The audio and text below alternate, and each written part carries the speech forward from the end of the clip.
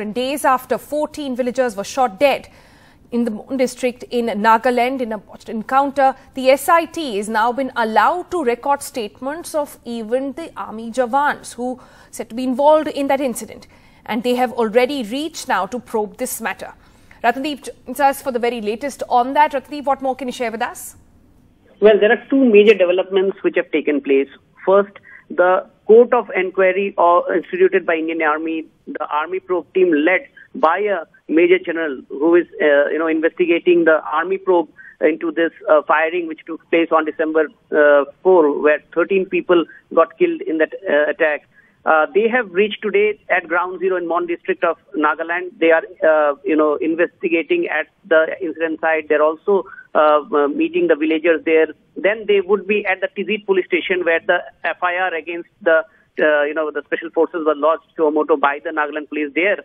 The army has actually issued a public notice where locals can come and submit their depositions, their statements, as well as any evidences, any information they want to share with the army court of inquiry with regards to the incident which took place. So army basically reaching out, the army probe team reaching out at ground zero, and we can show the first visuals, the first pictures are also available with NDTV. We'll show it in some point of time of that visit of the army team.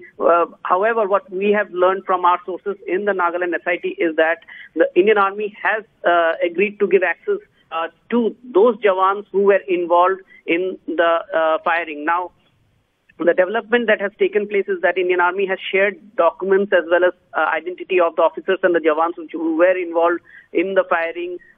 In fact, one team of the SIT would be actually examining and recording the statements of these officers and Jawans at the base of the 21 Para Special Forces of Indian Army, which is in Jorhat in Assam. So this entire procedure would take a week's time. That's what sources in Nagaland SIT have told us. Moreover, to fast track, the entire investigation now, initially, remember the initial SIT which was formed by the Nagaland government had 5 officers, but now it has been extended to 22 officers, including 5 IPS officers, as well as 5 officers from the eastern Nagaland region where the protests are more, and they have been divided into 7 teams so as to, so that the investigations actually can be taken in a fast-track manner. 60 civilians, including those who were injured in the firing, have been already examined and the statements have been recorded.